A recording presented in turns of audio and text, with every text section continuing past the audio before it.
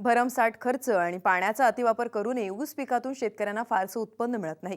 मात्र ऊसाऐवजी ज्वारीची लागवड ठिबकवर केल्यास ऊसापेक्षाही चांगलं उत्पन्न मिळवता येतं, तेही कमी कालावधीत आणि कमी पाण्यात. पुणे जिल्ह्यातल्या शिरूर तालुक्यातल्या कासारी इथल्या मधुकर अण्णा टेमगिरे यांनी 1 एकरमध्ये टोकण पद्धतीने मालदांडी ज्वारीची लागवड केली आहे. 1 एकरात त्यांना 40 क्विंटल उत्पादन मिळणार आहे. आज आपण मधुकर अण्णा टेमगिरे यांच्या ज्वारी पिकाची यशोगाथा पाहण्यासाठी पुणे जिल्ह्यातल्या शिरूर तालुक्यात जाणार आहोत.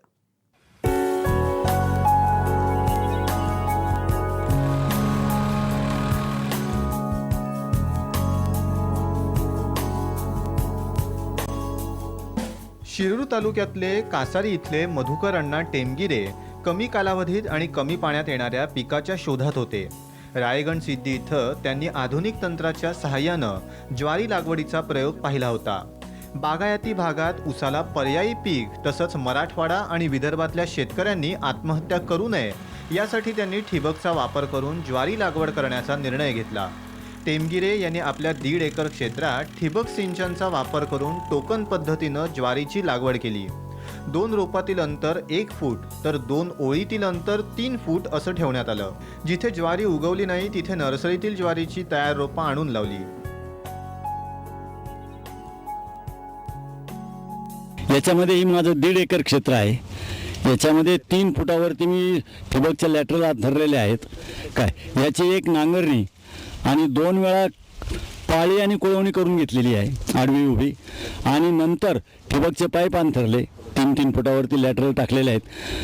पाईपच्या दोन्ही बाजूला 6-6 इंच अंतर ठेवून आणि प्रत्येक बियामध्ये 1 फुटाचं अंतर ठेवून टोकन पद्धतीने याची लागवड केलेली आहे.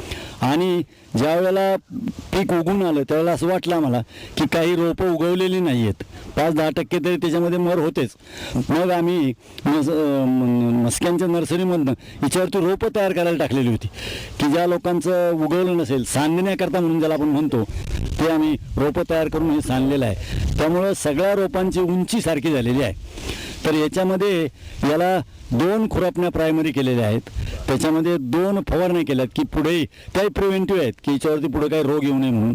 आणि मग त्याला खताचे जमिनीवरनं 2 डोस दिलेले आहेत आणि 1 डोस त्याचा वरनं ठिबकमधून दिलेला आहे. टेमगिरे यांनी पाणी आणि खत देण्यासाठी ठिबकचा वापर केला. तसंच कीडनाशक आणि बुरशीनाशकाच्या फवारण्या केल्या. तण नियंत्रणासाठी 2 वेळा खुरपणी केल्यानं ज्वारीची वाढ चांगली झाली. भरलेल्या कणसांचा आकार आणि संख्या पाहून एकरी किमान 40 क्विंटल ज्वारीचे उत्पादन मिळणार आहे. ज्वारी पिकाचे आर्थिक गणितही शेतकऱ्याला फायदेशीर असंच आहे. 1 एकर क्षेत्रात ठिबक सिंचन, जमिनीची मशागत, लागवड आदीसाठी 30,000 रुपये खर्च झाला असून काढणी मळणीसह धान्य हातात येईपर्यंत 10,000 रुपये खर्च होतोय.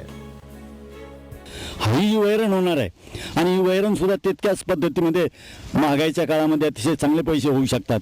आणि माझं असं म्हणणं आहे की वैरणीच्या खर्चामध्ये याचा इतर सगळा खर्च निघून जाऊ शकतो आणि धान्याचं जे पीक होईल त्याच्या नफ्यामध्ये ते राहू शकतं. अशा पद्धतीचा हा प्रयोग आहे. ठिबकचा खर्च हा काय एका वर्षाकरता धरून चालणार नाही.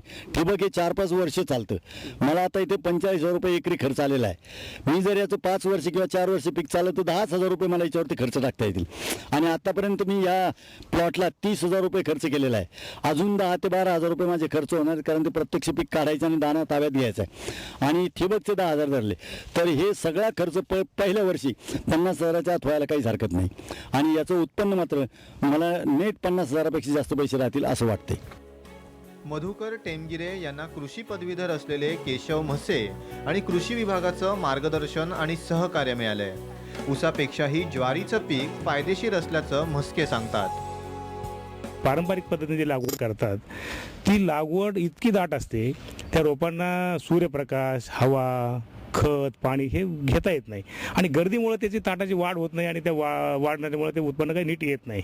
आणि हे करण्यासाठी मग रिअरेंजमेंट करून काही करता येईल का? आणि मग जसं आपण ऊसाचं उत्पन्न वाढवलं, पट्टा पद्धत करून किंवा विरळ लावून जर ऊसाचं उत्पादन आपण 30 टनावरनं साधारणतः 100 टनावरची लोकं कशी गेली ही कल्पना डोक्यात आली. आणि मग हे सगळं मी अण्णांना सांगितल्यानंतर अण्णांनी मनात घेतलं आणि अण्णांनी मनात घेतल्यानंतर आणि विशिष्ट अगदी अंतर ठेवून टोकन पद्धतीने अगदी 2 रोपातलं अंतर 1 फूट, 2 ओळीतलं अंतर 3 फूट असं करून साधारणतः 30,000 रोपं कशी बसतील एका एकरामध्ये असं डिझाईन केलं आणि ते त्याच्या प्रत्येक रोप बी उगवल्यानंतर त्याला खत पाणी त्याला रोगनाशकाची जी औषधं आहेत बुरशीनाशक वगैरे असं करत करत आम्ही त्याला जपलं.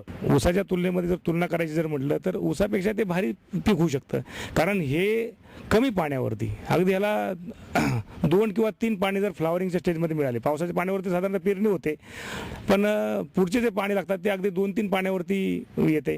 आणि ऊसाची जर तुलना केली तर ऊसाला पाणी भरपूर लागतं, वीज भरपूर लागते आणि 12 महिन्याचा 13-15 महिन्याचा कालावधी ऊसाला लागतो. आणि ऊसाचं आउटपुट किती, सरासरी लोकांचं उत्पादन 50-60 पुढे नाही आहे आणि खर्च जर बघितला त्याला 40-50 हजार रुपये खर्च आणि उत्पादन बघितलं 50-60 हजाराच्या पुढे प्रॉफिट मिळतच नाही ऊसामध्ये. आणि तेवढा प्रॉफिट 4 महिन्याच्या कालावधीमध्ये आणि ज्वारीमध्ये जर 50-60 हजार रुपये प्रॉफिट मिळतोय, मग तुलना होऊ शकत नाही त्याची. ऊसापेक्षा ते चांगलं पीक आहे.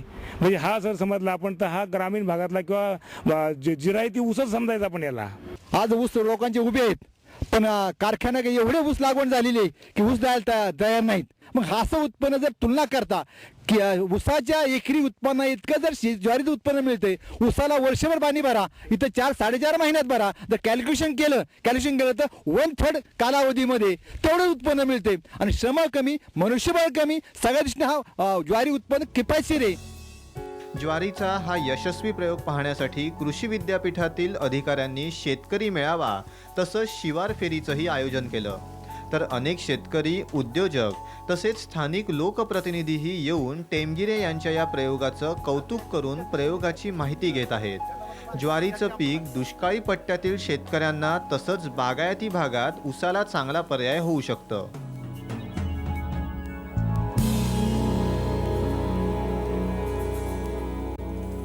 अतिशय चांगल्या प्रकारचं उत्पादन देऊ शकेल अशा या प्रयोगामुळं परिसरातील शेतकरी या ठिकाणच्या प्लॉटला भेटी देण्यासाठी दूरदूरहून येत आहे. कॅमेरामन निलेश काळेसह शरद पाबळे, साम टीव्ही, शिरूर, पुणे.